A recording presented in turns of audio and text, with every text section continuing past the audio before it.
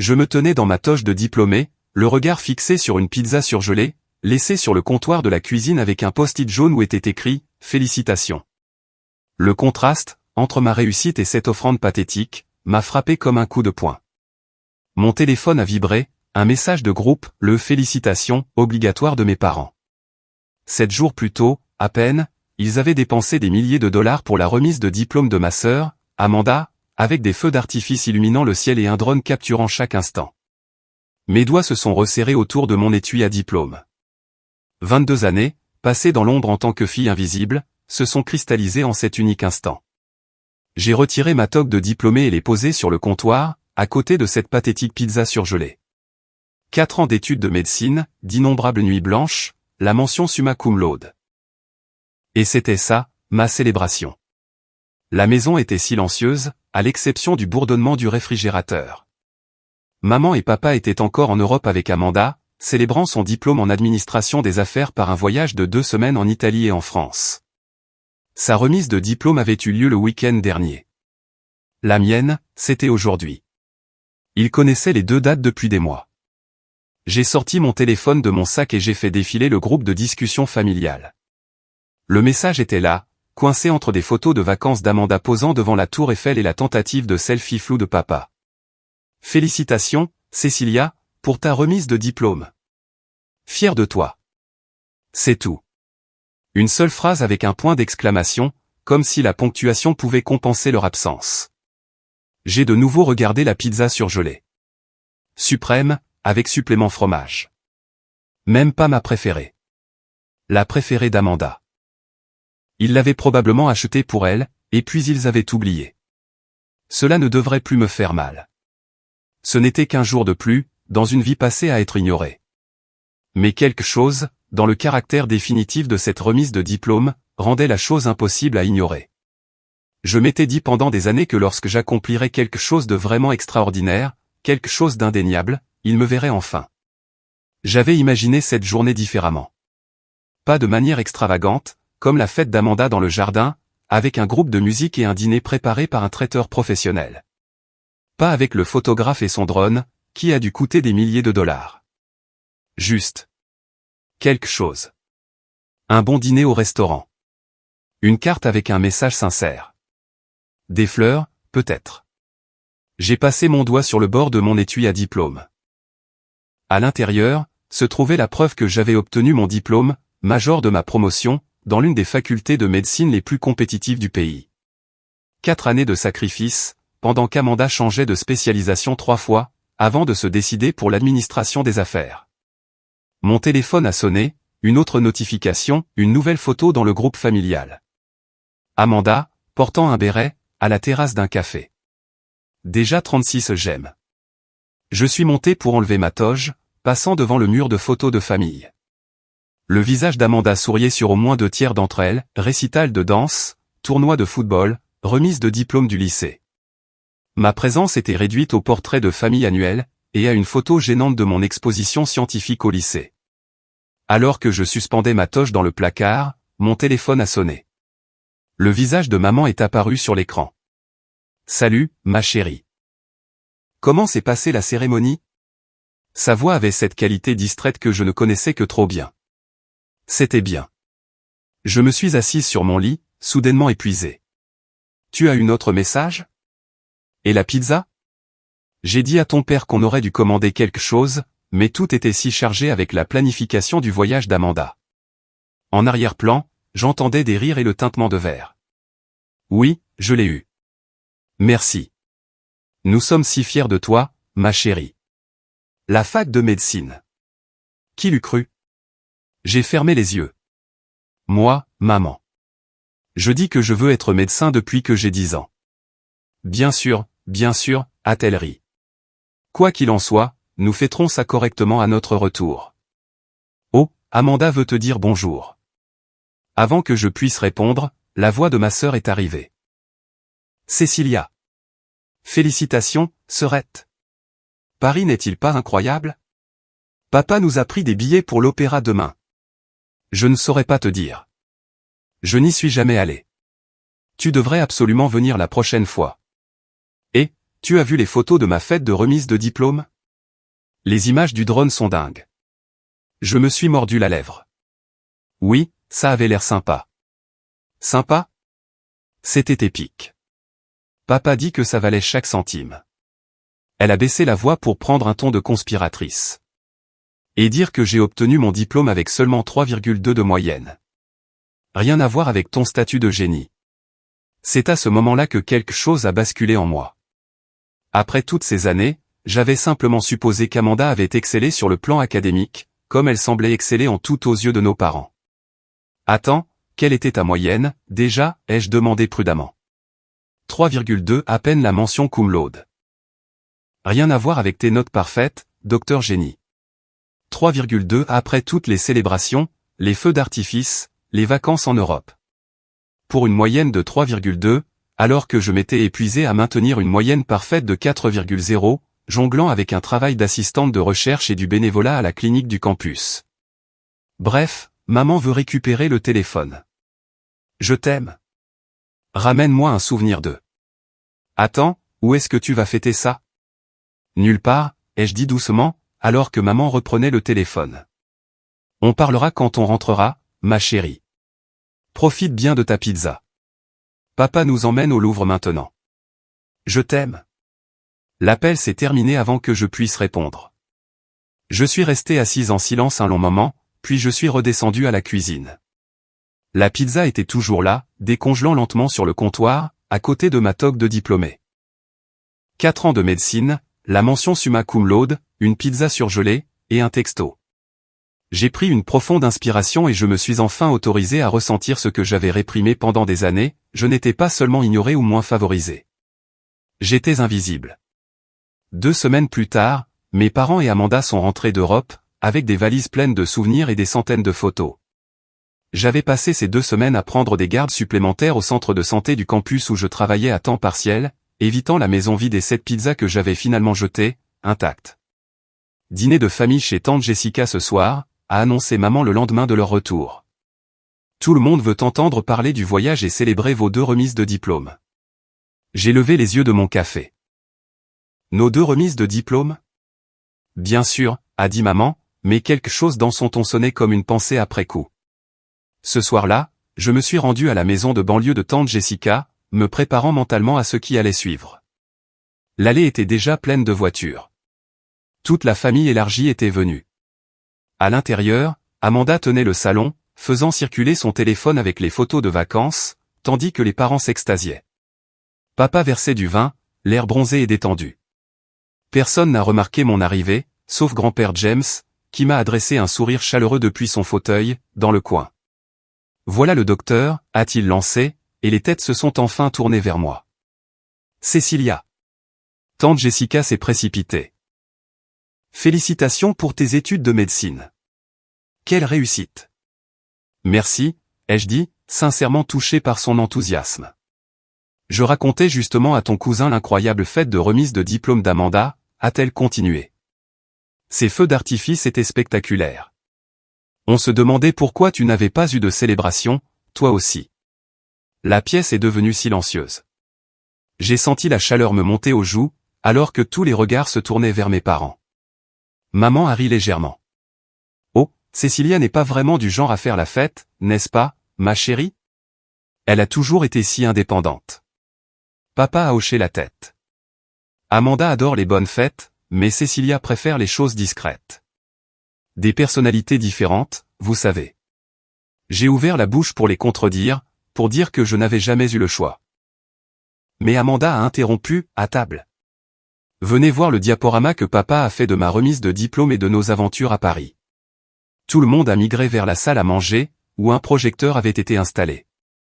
60 photos, méticuleusement éditées, de la fête de remise de diplôme d'Amanda, ont rempli le mur pendant que nous mangions. Les prises de vue par drone étaient en effet spectaculaires, capturant le moment où les feux d'artifice explosaient au-dessus de nos têtes, alors qu'Amanda posait avec son diplôme. Puis sont venues 40 autres photos d'Europe. Pas une seule image de ma remise de diplôme n'est apparue. Où sont les photos de la remise de diplôme de Cécilia, a demandé grand-père James, pendant une pause dans la présentation.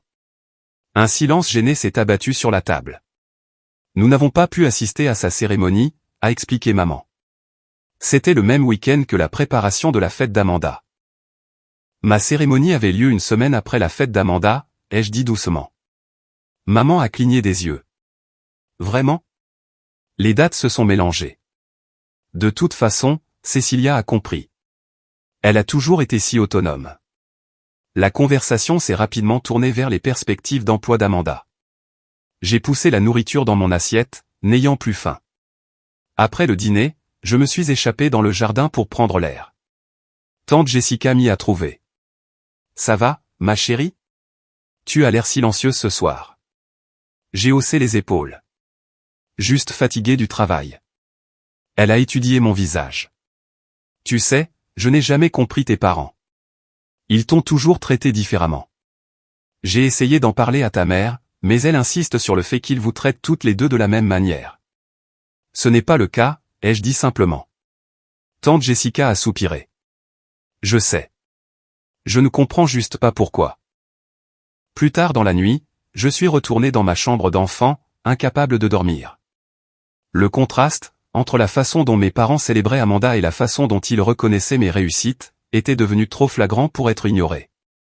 Je me suis surprise à ouvrir le tiroir du bas de mon bureau, où j'avais conservé des bulletins de notes, des récompenses et des certificats au fil des ans, des prix d'excellence académique, des trophées de concours scientifiques, des offres de bourses d'universités prestigieuses. Toutes ces réussites, soigneusement documentées et rangées. Je me suis demandé si mes parents avaient conservé des archives similaires des accomplissements d'Amanda.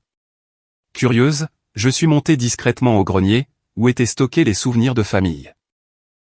À la faible lueur de la lampe de poche de mon téléphone, j'ai trouvé des boîtes, soigneusement étiquetées au nom d'Amanda, vêtements de bébé, projets scolaires, programmes de récital. Ma propre boîte était beaucoup plus petite, contenant principalement de vieux vêtements et quelques photos d'école. Alors que je me tournais pour partir, mon pied a heurté quelque chose. Une boîte d'archives avait été cachée derrière de vieilles valises. À l'intérieur, se trouvaient des documents financiers, des relevés bancaires, des papiers d'hypothèque. Un dossier était intitulé « Remise de diplôme d'Amanda ». J'ai hésité, puis je l'ai ouvert. À l'intérieur, il y avait des reçus et des contrats. La fête de remise de diplôme avait coûté plus de 15 000 $. Le photographe avec son drone, à lui seul, 2 000 $. Les feux d'artifice, 3 000 de plus. Mais ce qui m'a coupé le souffle, c'est un document au-dessus, un deuxième contrat d'hypothèque. Mes parents avaient contracté une deuxième hypothèque sur notre maison, pour payer la célébration de remise de diplôme d'Amanda et son voyage en Europe. Alors que je digérais cette découverte, une enveloppe jaunie est tombée d'entre les papiers.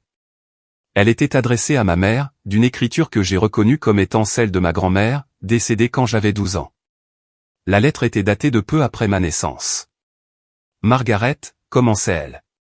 Je sais que les circonstances de l'arrivée de Cécilia dans ta vie ont été difficiles, mais c'est une enfant innocente. La façon dont tu couves Amanda tout en ignorant Cécilia m'inquiète profondément. Est-ce parce qu'elle n'est pas? La lettre s'arrêtait là, la deuxième page manquante. N'est pas quoi? L'implication flottait dans l'air, comme une présence physique.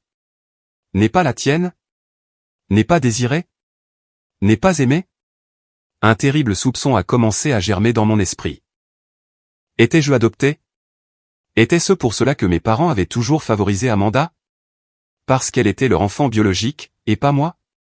La possibilité semblait à la fois dévastatrice et éclairante. Cela expliquerait tant de choses, le traitement différentiel, la distance émotionnelle, la comparaison constante où je sortais toujours perdante, malgré mes réussites. J'ai soigneusement tout remis en place, sauf la lettre, que j'ai pliée et mise dans ma poche. En redescendant discrètement, toute ma compréhension de ma famille, et de ma place en son sein, avait été fondamentalement ébranlée. La lettre de ma grand-mère m'a hanté pendant des jours.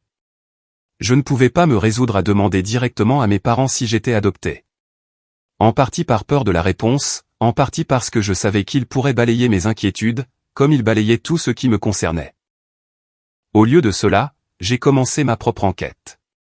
J'ai demandé mon acte de naissance au bureau de l'état civil du comté. J'ai cherché des photos de moi bébé dans les albums de famille. J'ai scruté mes traits dans le miroir, cherchant une ressemblance avec mes parents que j'aurais pu négliger. L'acte de naissance est arrivé en premier. Mes deux parents y figuraient comme mes parents biologiques. Cela ne signifiait pas forcément grand-chose, les parents adoptifs pouvaient être inscrits sur les actes de naissance modifiés. J'avais besoin de plus d'informations, et il n'y avait qu'une seule personne en qui j'avais confiance pour me donner des réponses directes, grand-père James, le père de mon père. Je me suis rendu à sa petite maison en périphérie de la ville, un dimanche après-midi, en apportant sa tarte aux cerises préférée comme excuse pour la visite. Cecilia. Son visage s'est illuminé quand il a ouvert la porte. Quelle belle surprise. Grand-père James m'avait toujours accordé une attention particulière, même quand mes parents ne le faisaient pas. Il avait assisté à chaque exposition scientifique, chaque cérémonie d'admission à une société d'honneur, chaque cérémonie de réussite scolaire que mes parents avaient trouvé des raisons de manquer. Nous nous sommes assis sur sa balancelle de Porsche, partageant la tarte et prenant des nouvelles. Finalement, j'ai rassemblé mon courage. Grand-père, puis-je te poser une question personnelle sur notre famille? Il a étudié mon visage. Bien sûr, ma chérie. Sais-tu pourquoi maman et papa traitent Amanda différemment de moi? Pourquoi ils l'ont toujours favorisée? Il a soupiré lourdement. Je me demandais quand tu poserais cette question directement. Je le vois depuis des années. J'ai essayé de compenser quand je le pouvais. Suis-je? J'ai hésité. Suis-je adopté? Grand-père James a semblé sincèrement surpris. Adopté? Non, pas du tout. Tu es bien la fille de ton père. En fait, il a fait une pause, semblant peser ses mots avec soin. En fait, quoi? Tu ressembles exactement à la première femme de ton père, Élise. Les mots m'ont frappé comme un coup. Première femme. Papa était marié avant maman? Grand-père a hoché la tête lentement. Pendant une courte période, oui. Ils se sont mariés jeunes, juste après le lycée. Tu es né environ 1 an plus tard. Ils ont divorcé quand tu n'étais encore qu'un bébé. Donc, je n'ai pas pu finir la phrase. Margaret n'est pas ta mère biologique. Non, c'est ta belle-mère. Elle et ton père se sont mariés quand tu avais un peu plus d'1 an. Amanda est née quelques années après. La révélation était bouleversante. Ma belle-mère? Pas ma mère du tout. Toutes ces années. Est-ce qu'Amanda le sait? Ai-je demandé doucement. Je ne crois pas. Tes parents ont décidé de vous élever toutes les deux comme si Margaret avait toujours été ta mère. Élise a déménagé à l'autre bout du pays après le divorce et a accepté de se retirer complètement. Pourquoi personne ne me l'a jamais dit? Grand-père James a pris ma main. C'était la décision de tes parents. Je n'étais pas d'accord, mais ton père a insisté sur le fait que c'était mieux pour tout le monde, surtout pour toi. Mieux pour moi de ne pas savoir qui est ma vraie mère? Mieux d'être traité comme un membre de seconde zone de ma propre famille. Ma voix s'est brisée d'émotion. Je suis tellement désolé, Cecilia. Ses yeux étaient tristes. J'aurais dû insister davantage pour qu'il te dise la vérité. J'ai eu du mal à assimiler cette nouvelle réalité. Ça explique tellement de choses. Pourquoi maman? Margaret a toujours favorisé Amanda. Pourquoi rien de ce que je fais n'est jamais assez bien? Je veux que tu saches quelque chose, a dit fermement grand-père. Je suis incroyablement fier de toi. Ce que tu as accompli, obtenir ton diplôme de médecine, major de ta promotion. C'est extraordinaire. Tu l'as fait toute seule, sans le soutien que tu méritais. Les larmes m'ont rempli les yeux. Merci, grand-père. Ce soir-là, je suis retourné chez mes parents, ma décision prise. Il était temps que la vérité éclate. Ils étaient dans le salon, regardant la télévision, quand je suis entré. Amanda était sortie avec des amis. Il faut qu'on parle, ai-je dit, en me tenant à l'entrée. Papa a coupé le son de la télévision. Qu'est-ce qui ne va pas? Je connais la vérité. Je sais que Margaret n'est pas ma mère biologique. La couleur a quitté leur visage. Qui t'a dit ça? A exigé papa. Est-ce que ça a de l'importance? C'est vrai, n'est-ce pas? Maman. Non, Margaret a été la première à se ressaisir. Nous allions te le dire quand tu serais plus grande. J'ai 26 ans. Je viens d'obtenir mon diplôme de médecine. Quel âge de plus fallait-il que j'aie? Papa s'est levé. Cecilia, tu dois comprendre. Nous avons fait ce que nous pensions être le mieux pour toi. Le mieux pour moi, ou le mieux pour vous? Était-ce le mieux pour moi de grandir en me sentant indésirable dans ma propre maison? De vous voir célébrer la moindre petite chose qu'Amanda faisait, tout en ignorant mes réussites? De rentrer de ma remise de diplôme de médecine pour trouver une pizza surgelée, pendant que vous contractiez une deuxième hypothèque pour organiser une fête avec des feux d'artifice pour Amanda? Leurs expressions choquées ont confirmé qu'ils ne savaient pas que j'avais trouvé les documents de l'hypothèque. C'est différent, a dit Margaret sur la défensive. Amanda avait besoin de ce regain de confiance. Tu as toujours été autonome. J'étais autonome parce que je devais l'être. Parce qu'aucun de vous n'a jamais été là pour moi. Ce n'est pas vrai, a faiblement protesté papa. Ah non? Où étiez-vous quand j'ai gagné le concours de sciences de l'État au lycée? Ou quand j'ai été accepté en médecine? Ou quand j'ai été nommé major de ma promotion? Vous avez toujours eu des excuses. Nous vous avons toujours traité toutes les deux exactement de la même manière, a insisté Margaret. Quelque chose en moi a cédé. Arrête de mentir. Vous ne nous avez jamais traités de la même manière. Vous avez toujours favorisé Amanda parce qu'elle est votre vraie fille. Tu veux connaître la vérité? La voix de Margaret est montée, stridente. Très bien. Oui, ça a été plus difficile pour moi avec toi. Chaque fois que je te regarde, je vois la femme que mon mari a aimée avant moi. Tu as ses yeux, son sourire. Sais-tu ce que c'est que d'élever l'enfant d'une autre femme? Margaret, arrête, a prévenu papa, mais elle était déchaînée. J'ai essayé. Dieu sait que j'ai essayé de vous aimer de la même manière. Mais Amanda est à moi. Ma chair et mon sang. Bien sûr que c'est différent. Et toi? Je me suis tourné vers mon père, des larmes coulant sur mon visage. Quelle est ton excuse? Il a détourné le regard. Je ne voulais pas que Margaret se sente en insécurité en te montrant une attention particulière. Alors, à la place, tu ne m'as montré aucune attention du tout. Tu es mon père. Ton rôle était de me protéger, de me faire sentir aimé et apprécié. Cécilia, tu exagères, a dit Margaret avec dédain. Nous t'avons tout donné, une maison, une éducation, des opportunités. Sauf de l'amour. Sauf un sentiment d'appartenance. Sauf la vérité sur qui je suis. La porte d'entrée s'est ouverte, et grand-père James est entré. Il m'avait apparemment suivi, inquiet de la tournure que pourrait prendre cette confrontation. J'en ai assez entendu, a-t-il dit d'un air sombre. Margaret, Frank, j'ai honte de vous deux. Papa, ce ne sont pas tes affaires, a commencé mon père. C'est devenu mes affaires quand vous avez commencé à maltraiter ma petite fille, la voix de grand-père était sèche. J'ai observé pendant des années comment vous favorisiez Amanda, tout en négligeant les besoins et les réussites de Cécilia. J'ai essayé de vous en parler, et vous avez toujours balayé mes inquiétudes. Nous n'avons négligé personne, a protesté Margaret. Une pizza surgelée pour sa remise de diplôme de médecine, pendant que vous contractiez une deuxième hypothèque pour la fête d'Amanda? Ce n'est pas de la négligence? La voix de grand-père s'est élevée d'indignation. Mon père a au moins eu la décence d'avoir l'air honteux. Je ne peux plus faire ça, ai-je dit doucement. Je ne peux pas prétendre que nous sommes une grande famille heureuse, alors que la vérité est que je n'ai jamais vraiment fait partie de cette famille. Je suis monté et j'ai pris le sac de voyage que j'avais préparé avant de les affronter. Quand je suis redescendu, il se disputait encore avec grand-père. Je pars, ai-je annoncé. Je ne sais pas quand je reviendrai. Cécilia, ne sois pas dramatique, a dit Margaret. Où iras-tu? Ce n'est plus votre problème, ai-je répondu froidement. Mon père s'est approché de moi. Cécilia, s'il te plaît. Parlons-en rationnellement. J'ai été rationnel toute ma vie, papa. J'ai accepté en silence d'être traité comme inférieur, d'être négligé, d'être la dernière roue du carrosse. Plus maintenant.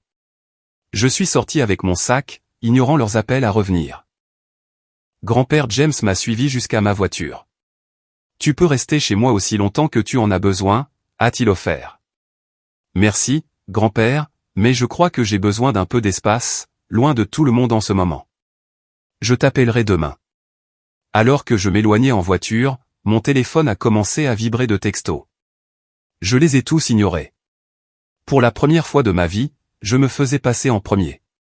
Je me suis enregistré dans un hôtel du centre-ville, une petite suite avec une kitchenette où je pouvais me cacher du monde, le temps de digérer le tremblement de terre qui venait de dévaster ma compréhension de ma vie.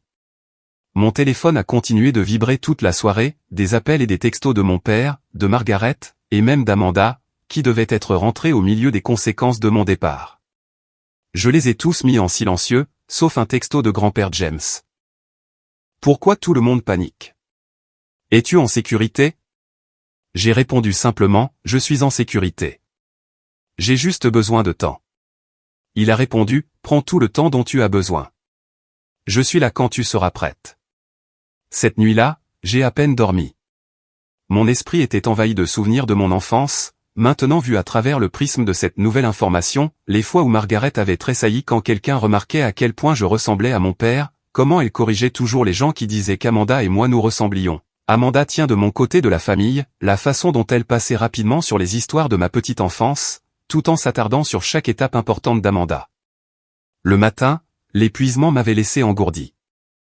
J'ai suivi les gestes habituels de la douche et de l'habillage, puis j'ai décidé qu'un café pourrait aider à retrouver un semblant de fonctionnement normal.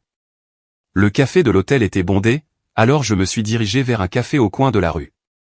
Alors que je faisais la queue, une voix familière a appelé mon nom. Cécilia? C'est bien toi. Je me suis retourné pour voir le docteur Nathalie Wright, la directrice du département de neurologie de ma faculté de médecine et l'une de mes mentors. Docteur Wright. Bonjour. J'ai essayé d'esquisser un sourire. Elle a étudié mon visage. Est-ce que tout va bien? Tu as l'air épuisé. Je vais bien. Je gère juste quelques problèmes de famille. Elle a fait un signe de tête vers une table vide dans le coin. Joins-toi à moi. Je prenais juste un café avant d'aller à l'hôpital. Quelque chose dans son expression bienveillante a brisé ma résolution de gérer cela seul. J'ai hoché la tête et je l'ai suivi à la table après que nous ayons pris nos boissons. J'ai entendu dire que tu as obtenu ton diplôme summa cum laude, a-t-elle dit. Félicitations. C'est une réussite extraordinaire. Merci. Sa fierté sincère pour ma réussite a fait monter des larmes inattendues à mes yeux. Cécilia, qu'est-ce qui ne va pas? Et s'il te plaît, ne dis pas rien. Je suis médecin depuis assez longtemps pour reconnaître quand quelqu'un est en détresse. Avant même de m'en rendre compte, je lui racontais tout, la pizza surgelée, la découverte sur ma mère biologique, la confrontation avec mes parents. Elle a écouté sans m'interrompre, son expression pleine de compassion.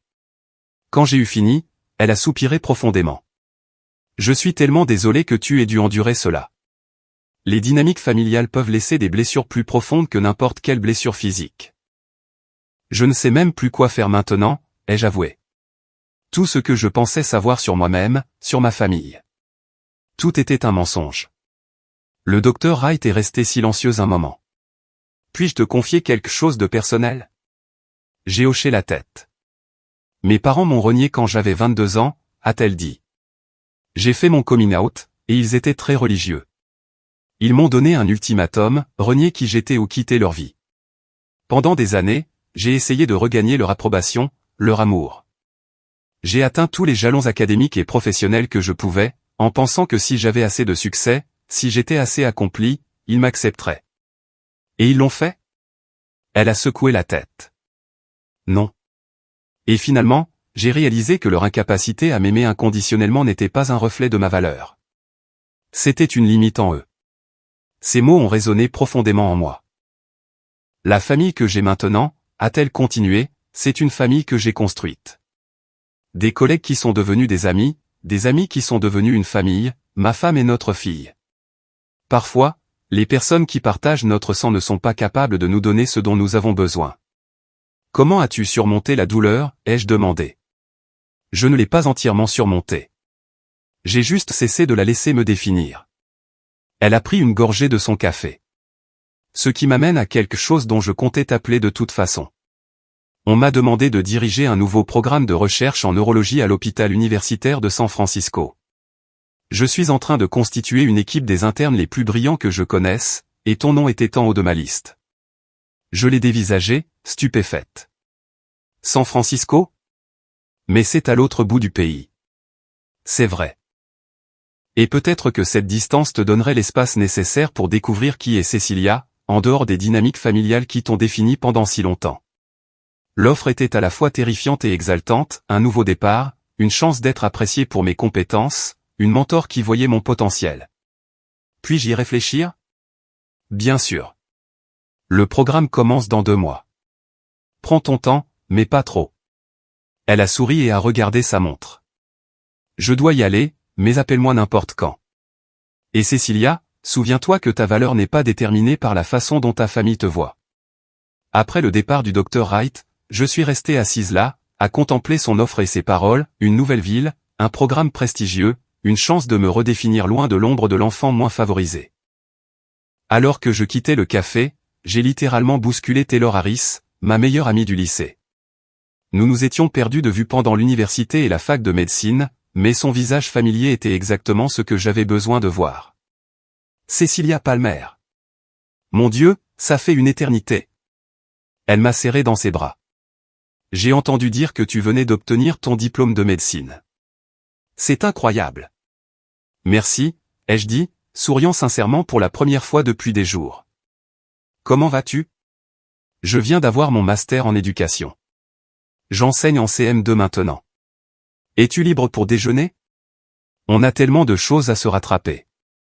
1 heure plus tard, nous partagions une table dans notre ancien restaurant préféré.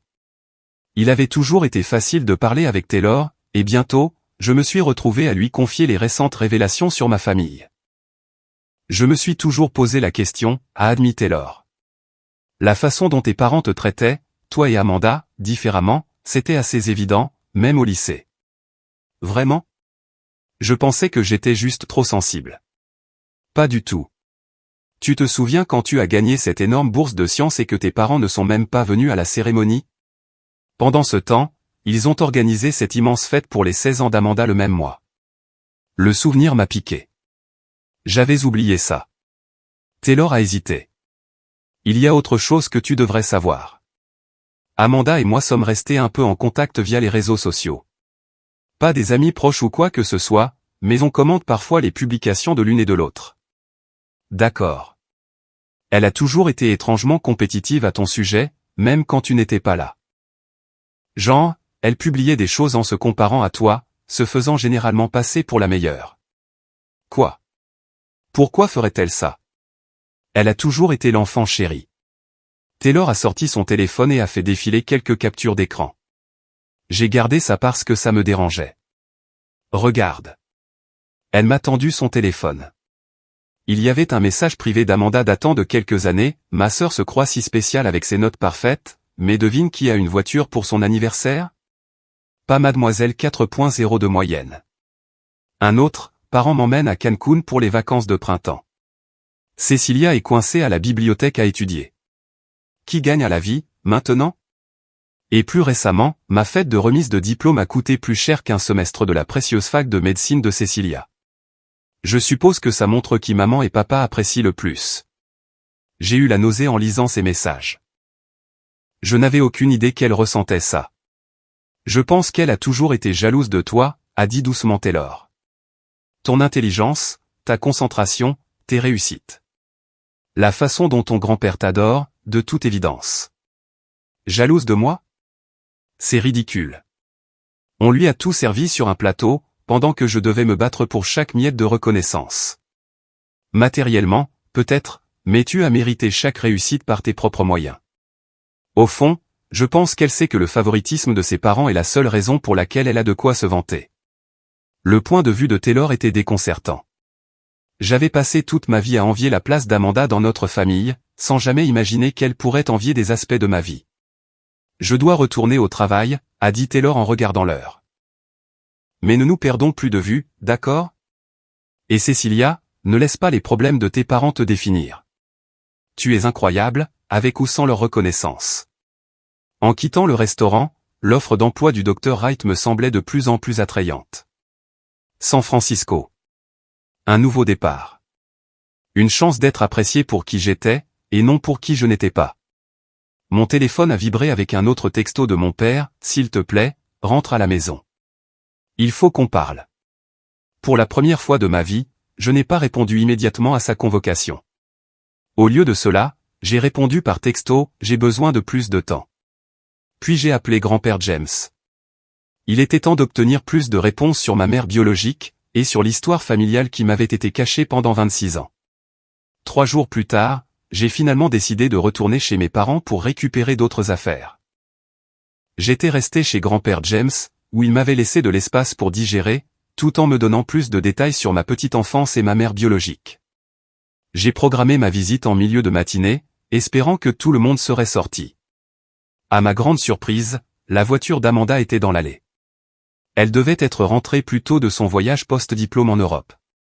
En utilisant ma clé, je suis entré discrètement et je me suis dirigé directement vers les escaliers. La voix d'Amanda m'a arrêté.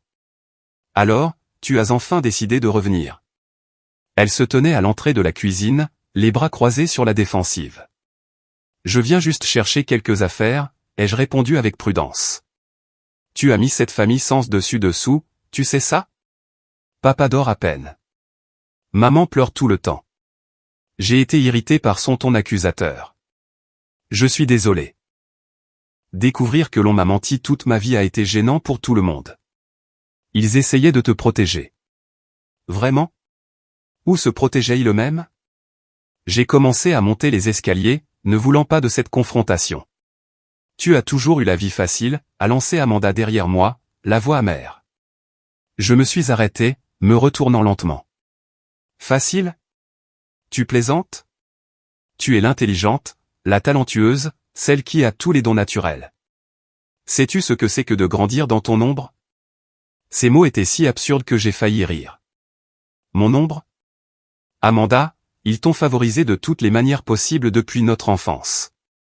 Ils m'ont donné des choses parce que j'avais besoin d'aide supplémentaire. Toi non. Tu as toujours été spécial sans même essayer. J'ai redescendu quelques marches. C'est vraiment ce que tu penses ? Que je n'ai pas essayé ? Que la fac de médecine était facile ? Que j'ai obtenu mon diplôme summa cum laude comme par magie ? Au moins, tu savais qui tu étais, ce que tu voulais. J'ai passé toute ma vie à essayer de le découvrir, tout en te regardant avancer avec assurance vers tes objectifs.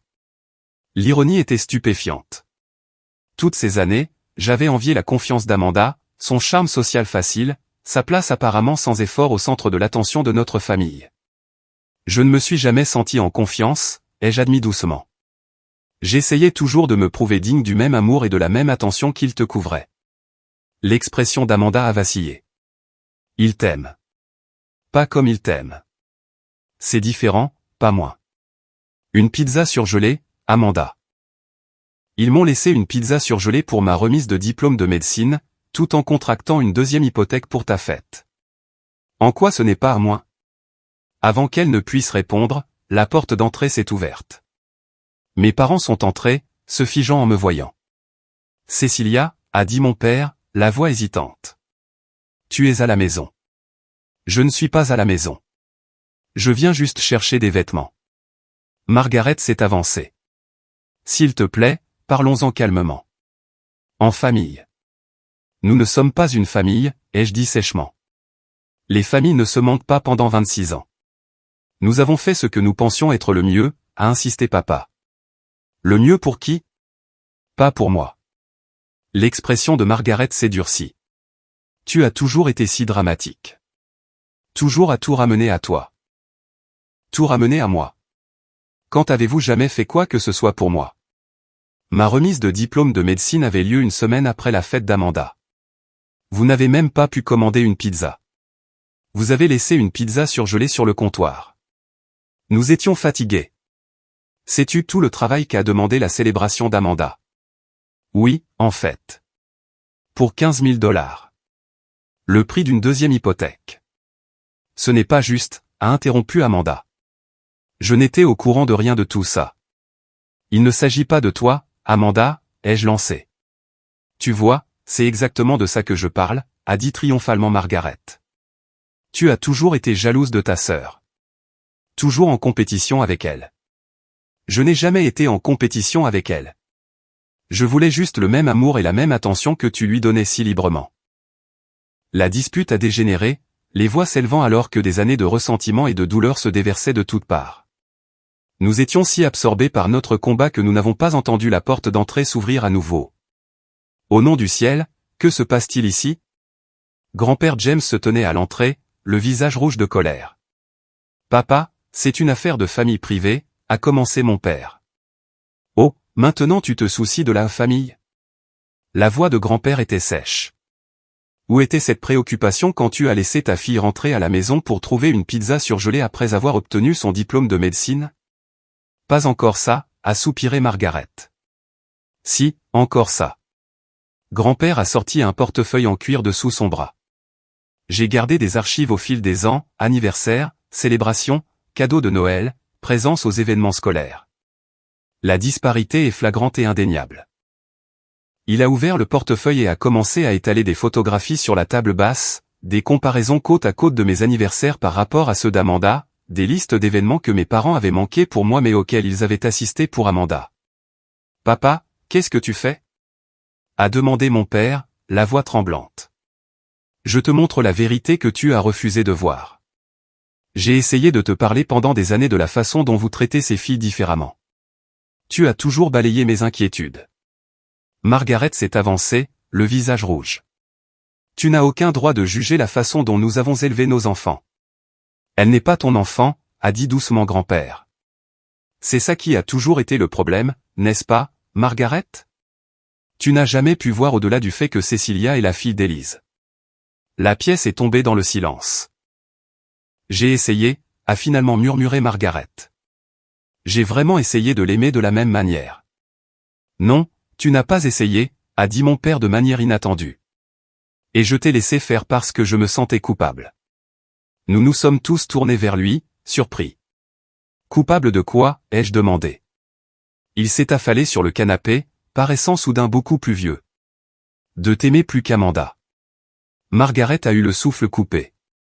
Qu'est-ce que tu viens de dire? Je suis désolé, Margaret. C'est la vérité. Dès la naissance de Cecilia, elle a conquis mon cœur complètement. Elle ressemble tellement à Élise, oui, mais elle me ressemble aussi tellement sa façon de penser, sa détermination, son intelligence. Il a levé les yeux vers moi, des larmes dans les yeux. J'ai surcompensé avec Amanda parce que j'avais peur de te montrer du favoritisme, Cecilia. Je pensais que si je donnais plus de choses à Amanda, plus de célébrations, cela équilibrerait le lien naturel que je ressentais avec toi. Alors, tu m'as simplement ignoré à la place. Manquer mes événements? Minimiser mes réussites? Ma voix s'est brisée d'émotion. J'ai eu tort. Tellement tort, a-t-il dit en enfouissant son visage dans ses mains. Margaret se tenait rigide, le visage cendré. Comment oses-tu dire que tu l'aimes plus que notre fille? Je ne l'aime pas plus, a-t-il précisé. Je les aime différemment. Mais j'ai toujours eu peur de montrer une attention particulière à Cecilia, à cause de ta jalousie envers ma relation avec elle. Et finalement, c'est devenu plus facile de simplement suivre ton exemple en me concentrant sur Amanda. J'ai tout abandonné pour élever l'enfant d'une autre femme, a crié Margaret. Et c'est comme ça que tu me remercies? Personne ne t'a demandé d'abandonner quoi que ce soit, est intervenu grand-père James. Tu as choisi d'épouser un homme avec un enfant. Cet enfant méritait ton amour et ton soutien, pas ton ressentiment. Vous ne comprenez pas, a dit Margaret, la voix brisée. Savez-vous ce que c'est que d'élever un enfant qui vous rappelle chaque jour que votre mari a aimé quelqu'un d'autre en premier? D'essayer de rivaliser avec un fantôme? Tu ne rivalisais avec personne, ai-je dit doucement. J'étais juste une petite fille qui avait besoin d'une mère. Amanda, qui avait observé tout cela en silence, a soudainement pris la parole. As-tu vraiment saboté les options universitaires de Cecilia? Tout le monde s'est tourné vers elle, confus. De quoi parles-tu, ai-je demandé. Amanda avait l'air mal à l'aise. Quand je nettoyais le grenier le mois dernier, j'ai trouvé une boîte avec tes affaires. Il y avait des offres de bourse de Harvard, Stanford, Johns Hopkins, des lettres d'acceptation que tu n'as jamais mentionnées. Un frisson m'a parcouru alors que je me tournais vers Margaret. De quoi parle-t-elle? Margaret n'a pas voulu croiser mon regard. Maman, a insisté Amanda, as-tu caché les lettres d'acceptation de Cecilia? J'ai fait ce que je devais faire, a finalement admis Margaret. Ces écoles étaient trop loin, trop chères. Trop prestigieuses, ai-je corrigé, une vague de fureur m'envahissant. Tu as caché mes offres de bourse, mes lettres d'acceptation. Je pensais qu'aucun de mes premiers choix ne voulait de moi. Tu t'en es bien sorti à l'université d'État, a dit Margaret sur la défensive. Bien sorti? J'aurais pu aller à Harvard avec une bourse complète. As-tu la moindre idée de comment cela aurait changé ma trajectoire de carrière? Les opportunités que j'ai manquées? Je ne voulais pas que tu aies un traitement de faveur juste parce que tu es intelligente. La vie n'est pas juste, Cecilia. Plus tôt tu l'apprenais, mieux c'était. La pièce est de nouveau tombée dans le silence, l'ampleur de cette nouvelle trahison s'installant. Amanda a été la première à parler, sa voix à peine audible. Maman, comment as-tu pu faire ça? Margaret s'est tournée vers elle, attendant clairement du soutien. Amanda, tu ne comprends pas. J'essayais de protéger notre famille. En écrasant les opportunités de ma sœur? Amanda a secoué la tête, incrédule. Ce n'est pas de la protection. C'est du sabotage. Pour la première fois de ma vie, j'ai vu ma sœur se dresser véritablement pour moi contre nos parents. C'était une révélation. Je ne peux plus faire ça, ai-je dit, en ramassant doucement mon sac. Je ne peux pas continuer à découvrir de nouvelles couches de trahison et à prétendre qu'elle ne me blesse pas jusqu'à l'os. Cecilia, s'il te plaît, a commencé mon père. Non. J'en ai fini. Je reviendrai chercher le reste de mes affaires quand vous ne serez pas là. Je suis sorti, cette fois avec grand-père James et, étonnamment, Amanda qui me suivait. Je n'en avais aucune idée, a dit Amanda une fois que nous étions dehors, de tout ça, les lettres, la façon dont il te traitait. J'ai toujours pensé. Tu as toujours pensé que j'avais la vie facile, ai-je terminé pour elle. Je sais. Tu l'as dit tout à l'heure. J'avais tort. Elle avait l'air sincèrement affligée. Je suis tellement désolé, Cecilia. Grand-père James a passé ses bras autour de nos épaules. Allons, les filles. Rentrons chez moi. Je pense qu'on a tous besoin de s'éloigner un peu de cette maison. En nous dirigeant vers nos voitures, j'ai senti quelque chose changer entre Amanda et moi. Le début, peut-être, d'une relation basée sur la vérité, plutôt que sur la compétition et le ressentiment. Mais ma relation avec mes parents semblait irrémédiablement endommagée. Le sabotage délibéré de mes opportunités éducatives était une trahison trop profonde pour être facilement pardonnée. Cette nuit-là, chez grand-père, alors qu'Amanda et moi parlions plus ouvertement que nous ne l'avions jamais fait, mon téléphone a sonné. Numéro inconnu. Allô, est-ce bien Cecilia Palmer? A demandé une voix de femme. Oui, c'est bien moi. Qui est-ce? Il y a eu une pause. Je m'appelle Sarah Winters. Je crois que je suis votre mère biologique. Comment avez-vous eu ce numéro, ai-je demandé, ma main tremblant en tenant le téléphone. Votre grand-père, James, m'a contacté, a répondu Sarah. Il a pensé qu'il était temps que nous nous rencontrions. J'ai jeté un coup d'œil à grand-père, qui me regardait avec un mélange d'appréhension et d'espoir. Il avait dû la contacter après notre conversation sur ma mère biologique. Je pensais que vous étiez. Je n'ai pas pu finir la phrase. Morte? La voix de Sarah était douce. Non, je suis bien vivante. Est-ce que votre père et Margaret vous ont dit que j'étais morte? Ils n'ont jamais rien dit sur vous du tout. Je viens de découvrir il y a quelques jours que Margaret n'est pas ma mère biologique. Il y a eu un long silence à l'autre bout du fil. Oh, Cecilia, je suis tellement désolé. Grand-père a fait signe que lui et Amanda me laisseraient de l'intimité. Ils sont sortis de la pièce alors que je m'affaissais sur le canapé. Pourquoi ne m'avez-vous jamais contacté, ai-je demandé, incapable de cacher la douleur dans ma voix. J'ai essayé, a dit Sarah, de nombreuses fois au fil des ans. Quand vous aviez 5 ans, j'ai traversé le pays en avion pour vous voir. Votre père et Margaret ont menacé de demander une ordonnance restrictive. Quand vous aviez 10 ans, j'ai envoyé des cadeaux d'anniversaire, ils ont été retournés non ouverts. Quand vous aviez 16 ans, j'ai essayé de vous contacter via les réseaux sociaux, ils m'ont bloqué. Mon esprit était en ébullition avec ces nouvelles informations. Ils ne m'ont rien dit sur vous, même pas votre nom. Cela faisait partie de l'accord. Quand nous avons divorcé, votre père a obtenu la garde exclusive, et j'ai accepté de me retirer complètement. J'avais 22 ans, je luttais contre la dépression après votre naissance. Je pensais faire ce qui était le mieux pour vous, vous donner de la stabilité avec votre père. Je ne savais pas qu'il se remarierait si vite, ou qu'il m'effacerait complètement de votre vie. Pourquoi grand-père James vous a-t-il contacté maintenant? Il a dit que vous étiez en crise, que vous aviez découvert la vérité sur vos origines et que vous aviez du mal. Il a pensé que me rencontrer pourrait vous aider à trouver une forme de conclusion, ou peut-être un nouveau départ.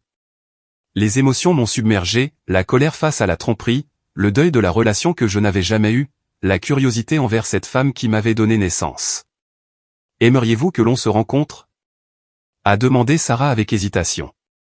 Je vis à Boston maintenant, mais je pourrais venir vous voir. Où? C'est entièrement votre décision, Cecilia. Boston. Sur la côte opposée de San Francisco, où le Dr Wright m'avait offert le poste d'interne.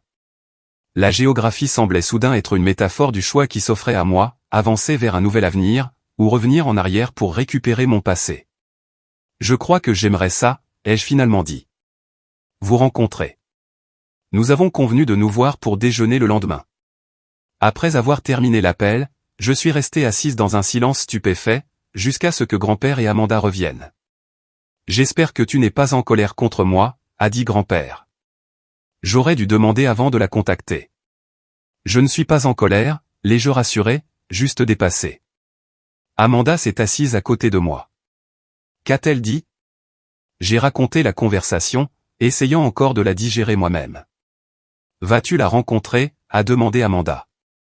Demain, pour le déjeuner. Veux-tu que je vienne avec toi? A proposé grand-père. J'ai secoué la tête. Je crois que c'est quelque chose que je dois faire seul. Cette nuit-là, j'ai à peine dormi. Mon esprit était assailli de questions sur Sarah, sur ma propre identité, sur le chemin à suivre. Le matin, l'épuisement m'avait laissé vide et déconnecté de la réalité. Alors que je m'habillais pour la rencontre avec ma mère biologique, mon téléphone a sonné. C'était le Dr Wright. Cecilia, je déteste te mettre la pression, mais j'ai besoin de savoir si tu es intéressée par le poste de San Francisco. J'ai d'autres candidats en attente. J'y réfléchis encore, ai-je dit. C'est une grande décision. Bien sûr. Mais j'aurai besoin de ta réponse d'ici la fin de la semaine. Est-ce que c'est faisable? Oui. Je vous le ferai savoir d'ici vendredi. Après avoir raccroché, je me suis regardé dans le miroir. Qui était Cecilia Palmer? La fille négligée? La diplômée de médecine brillante? La femme à qui l'on avait menti toute sa vie? Ou quelqu'un de complètement différent? Quelqu'un que je n'avais pas encore découvert. Le café où j'avais prévu de rencontrer Sarah était un territoire neutre, pas trop intime, avec une issue de secours facile si nécessaire. Je suis arrivé en avance, choisissant une table dans un coin avec vue sur la porte. Quand elle est entrée, je l'ai reconnue immédiatement. C'était comme voir une version plus âgée de mon propre visage. Nous avions les mêmes yeux, les mêmes pommettes, la même façon de glisser les cheveux derrière les oreilles. Elle a hésité à l'entrée, balayant la pièce du regard. Quand nos yeux se sont croisés, son visage s'est illuminé d'un sourire si familier que mon cœur s'est serré.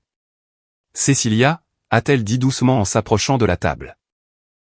Je me suis levé maladroitement, ne sachant pas quel était le protocole pour saluer la mère que l'on n'a jamais connue. Elle semblait tout aussi incertaine, s'arrêtant avant de me serrer dans ses bras. Merci de me rencontrer, a-t-elle dit alors que nous nous asseyions toutes les deux. De près, la ressemblance était encore plus frappante. Nous avons commandé du café, demandant toutes les deux la même préparation, un peu de crème, pas de sucre. Je ne sais même pas par où commencer, a admis Sarah. Il y a 26 ans à rattraper. Commençons par pourquoi, ai-je suggéré. Pourquoi êtes-vous parti? Vraiment parti? Pas la version que mon père a pu raconter à grand-père James. Sarah a pris une profonde inspiration. J'ai eu une grave dépression postpartum après votre naissance. C'était avant que le sujet ne soit largement discuté ou traité. Je me sentais déconnecté de tout, y compris de vous. Votre père travaillait de longues heures pour nous soutenir. J'étais seul la plupart du temps, avec un nourrisson dont je ne savais pas comment m'occuper. Quand il a demandé le divorce, je ne me suis pas battu. J'ai accepté de lui donner la garde exclusive, parce que je croyais sincèrement que vous seriez mieux sans moi. Et plus tard? Quand vous vous êtes rétabli? À ce moment-là, il avait épousé Margaret, et il vous élevait comme leur fille. On m'a dit à plusieurs reprises que perturber cela ne ferait que vous faire du mal. Elle a baissé les yeux vers son café. J'ai fait une terrible erreur, Cécilia. Je l'ai regretté chaque jour de ma vie. La douleur brute dans sa voix était indéniable. Parlez-moi de vous maintenant, ai-je dit, pas prête à pardonner, mais disposée à écouter. Elle m'a parlé de sa vie, comment elle était finalement retournée à l'école, devenue psychologue, spécialisée en santé mentale maternelle. Elle s'était mariée, mais n'avait jamais eu d'autres enfants. Je ne pouvais pas, a-t-elle expliqué. C'était comme une trahison envers l'enfant que j'avais déjà abandonné. Au fil du déjeuner, je me suis surprise à étudier ses manières, notant les similitudes entre nous, la façon dont elle gesticulait en faisant valoir un point, son approche analytique des problèmes, son sens de l'humour peint sans rire. Vous êtes exactement comme je vous imaginais, a-t-elle dit à un moment. Forte, brillante, résiliente. Je ne suis rien de tout ça en ce moment, ai-je admis. Je me sens complètement perdu. Ce n'est pas ce que votre grand-père a décrit. Il est immensément fier de ce que vous avez accompli, surtout compte tenu des défis que vous avez rencontrés. Nous avons parlé pendant des heures, perdant la notion du temps, alors que nous commencions à combler les lacunes de nos vies séparées. Il n'y a pas eu de lien mère-fille instantané, cela aurait été irréaliste après 26 ans d'absence. Mais il y avait un lien, un sentiment de reconnaissance. Alors que notre rencontre touchait à sa fin, Sarah a hésité avant de demander, seriez-vous ouverte à ce que nous restions en contact? À ce que nous apprenions à nous connaître progressivement? Je crois que j'aimerais ça, ai-je dit, me surprenant moi-même de réaliser que c'était vrai. Je vis à Boston, m'a-t-elle rappelé, mais je voyage parfois pour le travail, et il y a toujours les appels téléphoniques, les chats vidéo. Boston, pas San Francisco. Une autre attraction, dans une autre direction. Après m'être séparé de Sarah, je suis retourné chez grand-père, hébété. La rencontre m'avait laissé émotionnellement épuisé, mais aussi étrangement pleine d'espoir. Pour la première fois, je ressentais un lien avec mes origines biologiques. Amanda attendait avec anxiété. Comment ça s'est passé? Bien. Je crois. Elle est. Elle me ressemble à bien des égards. Tu vas bien? J'ai secoué la tête. Je ne sais pas ce que je suis en ce moment. Papa a appelé. Il veut te parler. Je ne peux pas. Pas encore. Amanda a hoché la tête en signe de compréhension. Je comprends. Mais Cécilia, ce sont toujours nos parents. Imparfaits, terribles à bien des égards, mais toujours nos parents. Tes parents, ai-je corrigé doucement. Il est mon père, mais elle n'a jamais été ma mère. Pas vraiment.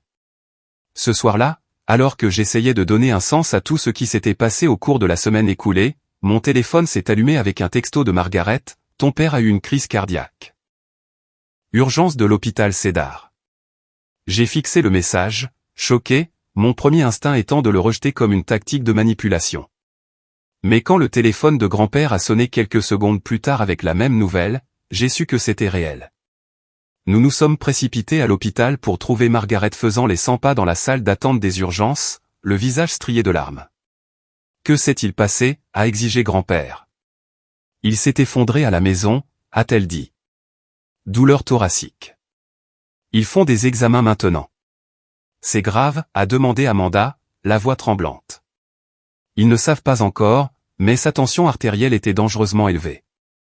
Un médecin est sorti pour nous donner des nouvelles. Monsieur Palmer a subi une légère crise cardiaque. Il est stable maintenant, mais il devra faire des changements de mode de vie importants à l'avenir. Pouvons-nous le voir, ai-je demandé. La famille seulement à ce stade, a répondu le médecin. Nous sommes tous de la famille, a dit fermement grand-père James. Le médecin a hoché la tête. Deux à la fois, s'il vous plaît. Margaret et Amanda sont entrées les premières. Je suis restée maladroitement avec grand-père James, incertaine de ma place dans cette crise familiale. Ça ne change rien, ai-je dit doucement. Ce qu'ils ont fait. Non, ça ne change rien, a convenu grand-père. Mais ça pourrait changer la façon dont tu choisis d'avancer. Quand ce fut notre tour, j'ai hésité à la porte de la chambre de mon père. Il voudra te voir, m'a encouragé grand-père. Mon père avait l'air plus petit, en quelque sorte, vulnérable dans le lit d'hôpital, avec des moniteurs attachés à sa poitrine. Ses yeux se sont écarquillés quand il m'a vu. Cécilia, a-t-il murmuré, tu es venue. Bien sûr que je suis venu. Je suis désolé, a-t-il dit, la voix brisée. Je suis tellement désolé pour tout. J'avais imaginé ces excuses d'innombrables fois au cours de la semaine écoulée, j'avais répété tout ce que je dirais en réponse. Mais en le voyant ainsi, les mots de colère sont morts dans ma gorge. On en parlera quand tu iras mieux, ai-je dit à la place. Il a tendu la main vers la mienne. Je ne veux pas attendre. J'ai besoin que tu saches à quel point je suis fier de toi, à quel point je t'aime. J'ai échoué en tant que père, et je le regretterai pour le reste de ma vie. Les larmes m'ont rempli les yeux alors que je luttais avec des émotions contradictoires, la colère de sa trahison, l'amour pour le père qui avait quand même été présent dans ma vie, la peur de le perdre malgré tout. J'ai rencontré Sarah aujourd'hui, ai-je dit. Il a hoché la tête lentement. Ton grand-père m'a dit qu'il l'avait contacté. Comment c'était? Surréaliste. Mais bien, je crois. Elle a expliqué certaines choses. J'aurais dû te dire la vérité il y a des années. J'ai été un lâche. Je ne pouvais pas être en désaccord avec cette évaluation. Papa, ai-je dit prudemment, le docteur Wright m'a offert un poste d'interne à San Francisco. Son expression était un mélange de fierté et de tristesse. C'est une opportunité prestigieuse. Quand partirais-tu? Dans 2 mois. Si tôt? J'ai hoché la tête. Viendras-tu au moins dire au revoir avant de partir, si tu décides de l'accepter? La question est restée en suspens entre nous. Pourrait-il y avoir une forme de réconciliation? Ou les dommages étaient-ils trop graves? En quittant l'hôpital cette nuit-là, le poids des décisions s'est abattu sur moi, San Francisco ou Boston? Nouveau départ ou passé retrouvé? Pardon ou séparation? Mon téléphone était rempli de messages de Sarah, du Dr Wright, de collègues me félicitant pour mon diplôme. Je les ai fait défiler jusqu'à ce que j'arrive aux photos que j'avais prises des offres de bourses cachées qu'Amanda avait trouvées, Harvard, Stanford, Johns Hopkins, des opportunités qui m'avaient été volées par la jalousie de Margaret et la complicité de mon père. À ce moment-là, quelque chose s'est cristallisé en moi. Je ne pouvais pas changer le passé, ne pouvais pas récupérer ces opportunités perdues. Mais je pouvais saisir celle-ci, l'internat de San Francisco. Je pouvais enfin me faire passer en premier. J'ai appelé le Dr Wright. J'accepte le poste, ai-je dit sans préambule. Merveilleux, s'est-elle exclamée. Je suis ravi de t'accueillir dans l'équipe, Cecilia. C'est la bonne décision. Je le pense aussi, ai-je répondu, ressentant un étrange mélange de deuil et de détermination. Je crois qu'il est temps que je découvre qui je suis, en dehors de l'ombre de ma famille. Après avoir raccroché, j'ai envoyé un texto à Sarah pour lui faire part de ma décision, en expliquant que, bien que je veuille continuer à la connaître, j'avais besoin de ce nouveau départ. Sa réponse a été immédiate et encourageante. Je comprends tout à fait. La distance ne signifie pas forcément la déconnexion. Je serai là chaque fois que tu voudras me contacter. Pour la première fois depuis des jours, j'ai ressenti une forme de clarté. Le chemin à suivre était incertain, mais c'était à moi de le choisir. Les 6 semaines suivantes se sont écoulées dans un tourbillon de préparatifs. J'ai trouvé un appartement à San Francisco, j'ai fait transférer mes accréditations médicales en Californie, et j'ai commencé le processus de séparation de ma vie d'avec la famille qui m'avait à la fois formée et contrainte. Mon père s'est lentement remis de sa crise cardiaque, la crise de santé semblant déclencher un examen de conscience émotionnelle plus profond. Il appelait régulièrement, ses excuses devenant plus précises et significatives à chaque conversation. Il ne m'a jamais demandé de lui pardonner purement et simplement, ce que j'ai apprécié. Au lieu de cela, il a simplement essayé d'être présent, d'une manière qu'il ne l'avait pas été tout au long de mon enfance. Margaret a gardé ses distances, ce qui fut un soulagement. Notre dernière interaction avait eu lieu à l'hôpital, où elle m'avait maladroitement remercié d'être venue. Malgré tout, il n'y a pas eu de grande réconciliation, pas d'excuses larmoyantes de sa part. Certaines relations, j'étais en train de l'apprendre, ne pouvaient pas être réparées, seulement acceptées pour ce qu'elles étaient, ou n'était pas Amanda le plus surprise. Libérée de la dynamique compétitive que nos parents avaient entretenue, elle est devenue mon plus grand soutien, m'aidant à faire mes cartons pour le déménagement et insistant pour traverser le pays en voiture avec moi jusqu'à San Francisco. Je veux rattraper le temps perdu, a-t-elle expliqué quand je lui ai demandé pourquoi elle prendrait 2 semaines de congé pour le voyage. On ne nous a jamais donné la chance d'être de vraies sœurs. J'aimerais essayer maintenant. Sarah et moi nous parlions chaque semaine, nos conversations devenant plus à l'aise à mesure que nous découvrions nos intérêts et traits de personnalité communs. Elle prévoyait de me rendre visite à San Francisco une fois que je serais installé, une perspective qui m'excitait et me terrifiait à la fois. Avant de quitter la ville, grand-père James a insisté pour organiser une célébration digne de ce nom pour ma remise de diplôme de médecine. Tout le monde mérite d'être célébré, a-t-il dit fermement. J'ai d'abord résisté, ne voulant pas créer plus de drames familiaux, mais il a insisté, et j'ai finalement accepté une petite réunion chez lui. Tu peux inviter qui tu veux, m'a-t-il assuré. C'est ta journée. J'ai invité le Dr Wright, qui venait en avion pour finaliser les détails du programme d'internat. J'ai invité Taylor, dont l'amitié avait été un soutien crucial pendant cette période tumultueuse. J'ai invité quelques collègues proches de la fac de médecine. Après mûre réflexion, j'ai invité Sarah, sentant qu'il était important de reconnaître toutes les facettes de mon parcours. J'ai délibérément omis d'inviter mon père ou Margaret, ayant toujours besoin d'espace et de limites. J'ai invité Amanda, qui a promis d'aider grand-père pour les préparatifs. Le matin de la célébration, je me suis réveillé avec un texto de Sarah, bien arrivé. J'ai hâte de te célébrer aujourd'hui. Son simple message a fait monter des larmes inattendues à mes yeux. Après 26 ans, ma mère biologique serait présente pour assister à une étape importante de ma vie. Cela semblait significatif, d'une manière que je ne pouvais pas entièrement articuler. Quand je suis arrivé chez grand-père cet après-midi-là, j'ai été stupéfaite par la transformation. Le jardin avait été décoré avec des bannières et des fleurs de bon goût. Une table portait un gâteau orné du caducée médical et des mots « Félicitations, Dr Palmer ». Un petit groupe de personnes que j'aimais déambulait, discutant et riant. « Grand-père, c'est magnifique », ai-je murmuré, touché par ses efforts. « Tu le mérites », a-t-il dit simplement.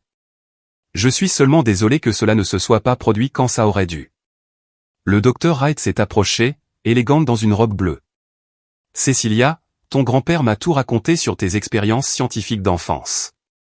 Apparemment, tu concevais des appareils médicaux rudimentaires à l'école primaire. » J'ai ri.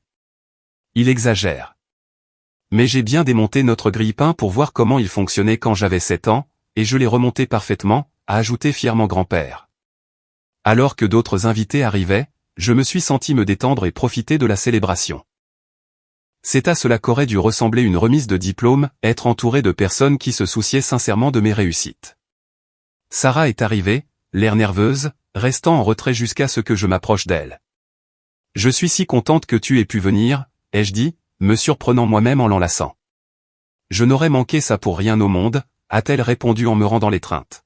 « J'ai déjà manqué trop de choses. » Pendant que nous discutions, Taylor nous a rejointes, curieuse de rencontrer la mère que je n'avais jamais connue. Bientôt, Amanda est venue aussi, et je me suis retrouvé entouré de 3 générations de femmes, chacune représentant différents aspects de mon passé et de mon avenir. La célébration battait son plein quand j'ai remarqué un mouvement à la grille. Mon père se tenait là avec Margaret, tous deux l'air incertains. « Je suis désolé », a murmuré Amanda en suivant mon regard. Papa a appelé, demandant s'il pouvait venir. Je lui ai dit que ce n'était pas ma décision, mais je suppose qu'ils sont venus quand même. Je me suis figé, des émotions contradictoires m'envahissant. Une partie de moi voulait leur demander de partir, de protéger ce rare moment de joie de leur présence compliquée. Une autre partie reconnaissait que leur apparition représentait au moins une tentative de changement. Grand-père James les a remarqués aussi et est venu à mes côtés. « Qu'est-ce que tu veux que je fasse ?» J'ai pris une profonde inspiration.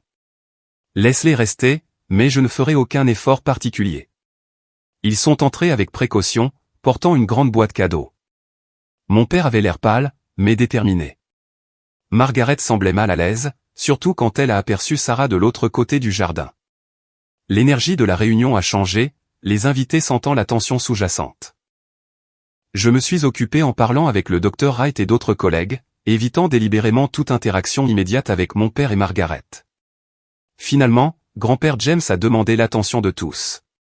J'aimerais porter un toast à Cecilia, qui a fait preuve d'une détermination et d'une intelligence extraordinaire pour obtenir son diplôme de médecine, summa cum laude. Je ne pourrais être plus fier de la femme que tu es devenue. D'autres ont ajouté leurs propres mots aimables. Le docteur Wright a parlé de mon potentiel en tant que médecin. Taylor a évoqué nos projets scientifiques du lycée. Amanda, à ma grande surprise, a prononcé un discours sincère sur son admiration pour ma persévérance. Lorsque les toasts formels se sont terminés, grand-père James m'a demandé si je voulais dire quelques mots. Je n'avais rien préparé, mais, debout là, entouré de cette assemblée non conventionnelle, les mots sont venus naturellement. Merci à tous d'être ici aujourd'hui. Cette célébration signifie plus pour moi que vous ne pouvez l'imaginer. Tout au long de ma vie, je me suis souvent senti invisible, comme si mes réussites passaient inaperçues. Aujourd'hui, je me sens vu. J'ai fait une pause, rassemblant le courage pour ce que je devais dire ensuite. Les dernières semaines m'ont appris que la famille, ce n'est pas seulement une question de sang ou de lien juridique. C'est qui est là pour vous, qui vous apprécie pour ce que vous êtes exactement, qui célèbre vos victoires et vous soutient dans les défaites. Selon cette définition, tout le monde ici aujourd'hui est ma famille. Mon regard a balayé l'assemblée délibérément, incluant tout le monde, même mon père et Margaret. Je suis sur le point de commencer un nouveau chapitre à San Francisco, et j'emporte avec moi la connaissance que je ne suis pas défini par la perception que les autres ont de ma valeur. Ma valeur n'est pas déterminée par le fait que je sois célébré ou négligé. Elle vient de l'intérieur. J'ai levé mon verre. Donc, ce n'est pas seulement la célébration d'un diplôme. C'est la célébration de la découverte de ma propre voie et du traçage de ma propre voie. Merci de faire partie de ce voyage. Les applaudissements ont été chaleureux et sincères. Alors que les gens reprenaient leur conversation, Margaret s'est approchée de moi, son expression indéchiffrable. C'était un beau discours, a-t-elle dit avec raideur. Merci. Je t'ai apporté quelque chose. Elle m'a tendu une épaisse enveloppe. Amanda a trouvé ça dans le grenier. J'ai pensé que tu devrais les avoir. À l'intérieur se trouvaient les lettres de bourse et les récompenses manquantes, la preuve physique des opportunités refusées. Pourquoi maintenant? Ai-je demandé doucement. Parce que les garder était mal, a-t-elle admis. Je ne peux pas changer ce que j'ai fait, mais je peux au moins le reconnaître. Ce n'était pas tout à fait des excuses, mais c'était peut-être ce qui s'en approchait le plus de la part de Margaret. Merci de me les avoir rendus, ai-je dit formellement. Elle a hoché la tête et s'est éloignée, clairement mal à l'aise avec le poids émotionnel du moment. Mon père s'est approché ensuite, l'air fragile, mais déterminé. Cécilia, je sais que nous n'étions pas invités, mais je ne pouvais pas te laisser partir sans te dire au revoir correctement. Vous êtes là maintenant, ai-je dit, sans ni l'accueillir ni le rejeter. Le cadeau vient de nous deux, a-t-il continué en désignant la grande boîte. Ce n'est pas grand-chose, mais nous voulions te donner quelque chose de significatif. Je l'ai ouverte avec précaution pour découvrir une nouvelle mallette de médecin en cuir, de qualité évidente, avec mon nom et MD. Gravé sur une plaque de laiton. C'est magnifique, ai-je reconnu. Merci. Cécilia, a-t-il commencé avec hésitation, je sais que je n'ai aucun droit de demander une autre chance, mais j'espère que peut-être, avec le temps et la distance, nous pourrions trouver un moyen de reconstruire une sorte de relation. À tes conditions, bien sûr. J'ai étudié son visage, le visage dont j'avais hérité, avec son intelligence et sa détermination. Malgré tout, il était toujours mon père.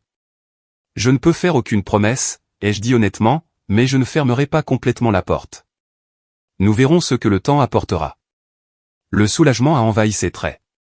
C'est plus que ce que je mérite. Merci. Alors que la célébration se poursuivait, je me suis retrouvé dans un moment surréaliste, regardant Sarah et grand-père James en pleine conversation, voyant Amanda discuter facilement avec mes amis de la fac de médecine, et observant mon père et Margaret en périphérie, essayant de trouver leur place dans cette nouvelle réalité. Le docteur Wright est apparu à mes côtés. Une dynamique familiale assez compliquée que vous avez là. J'ai ri. C'est un euphémisme. Vous la gérez avec une grâce remarquable, a-t-elle observé. Cette résilience vous servira bien dans votre carrière. J'apprends que je peux reconnaître la douleur du passé sans la laisser déterminer mon avenir, ai-je répondu. Une leçon précieuse à tout âge, a-t-elle convenu. L'équipe de l'internat est ravie de vous accueillir, Cécilia. Ce sera une expérience transformatrice. Alors que l'après-midi se transformait en soirée, les invités sont partis progressivement, avec des vœux chaleureux pour mon nouveau voyage. Finalement, il ne restait plus que le noyau dur, grand-père James, Amanda, Sarah et mes parents. Je devrais aller finir mes cartons, ai-je dit, prête à mettre fin à cette journée émotionnellement complexe. Avant de partir, a dit grand-père James, j'ai autre chose pour toi. Il m'a tendu une enveloppe. J'ai créé un fonds fiduciaire pour toi. Ce n'est pas énorme, mais ça devrait t'aider pour le déménagement et l'installation à San Francisco. Grand-père, je ne peux pas accepter.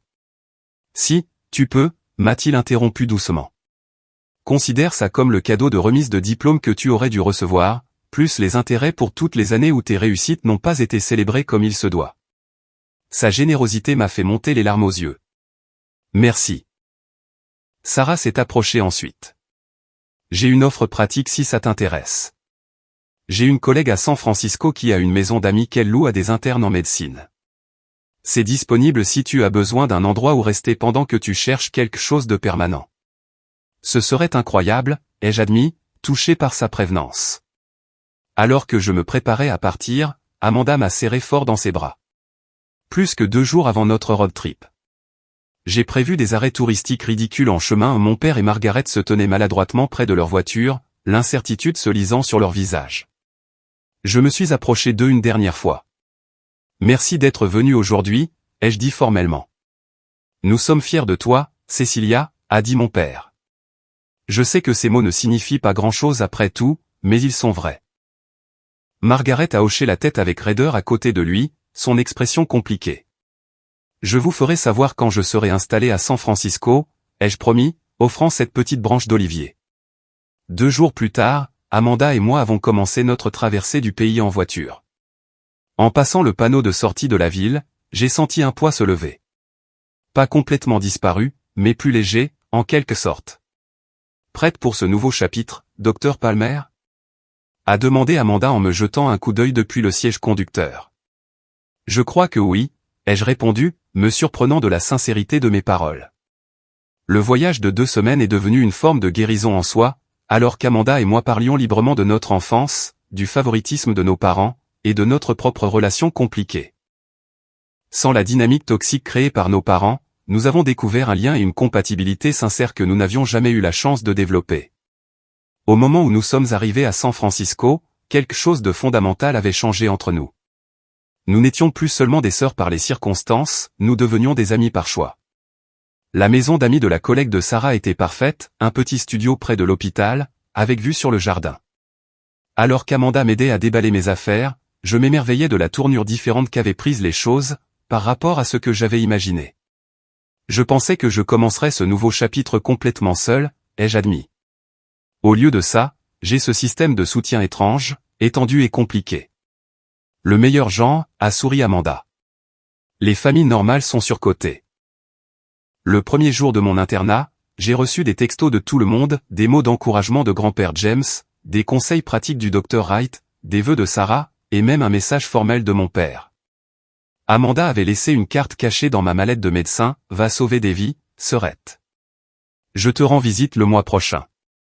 3 mois après le début de mon internat, j'ai réalisé ma première intervention en solo, une intervention neurologique délicate qui s'est parfaitement déroulée. En quittant la salle d'opération, exalté par ma réussite, j'ai envoyé un texto groupé à ma famille nouvellement configurée, j'ai réussi. Merci à tous de m'avoir vu. Parce que c'était ça, j'avais réalisé, ce que j'avais cherché depuis le début, non pas de grandes célébrations ou des reconnaissances matérielles, mais simplement être vu pour qui j'étais, voir mon existence, mes efforts, mon humanité reconnue et appréciée. Alors que je m'installais dans ma nouvelle vie à San Francisco, j'ai compris que la pizza surgelée et le texto le jour de ma remise de diplôme ne m'avaient pas défini. Ils avaient simplement révélé une vérité que j'avais besoin de voir, que ma valeur ne dépendait pas de la reconnaissance des autres. Elle ne l'avait jamais été. 6 mois après mon déménagement, j'ai organisé un petit dîner dans mon nouvel appartement. Grand-père James était venu me rendre visite. Sarah était montée d'une conférence à Los Angeles. Amanda est venue pour son séjour mensuel du week-end. Même mon père a fait le voyage, bien que Margaret ait décliné. En regardant autour de moi cette assemblée non conventionnelle, j'ai ressenti un profond sentiment de paix. La famille dans laquelle j'étais née m'avait manqué à bien des égards. Mais la famille que je construisais maintenant en partie par le sang, en partie par choix était plus forte pour avoir surmonté ses échecs. Vous êtes-vous déjà senti invisible dans votre propre famille, ou avez-vous découvert que l'histoire de votre famille n'était pas ce que vous pensiez ? J'aimerais beaucoup lire vos histoires dans les commentaires ci-dessous. Si cette histoire a résonné en vous, n'hésitez pas à laisser un j'aime, à vous abonner, et à la partager avec quelqu'un qui pourrait avoir besoin de l'entendre. Merci d'avoir écouté, et souvenez-vous, votre valeur n'est pas déterminée par la reconnaissance que les autres en ont.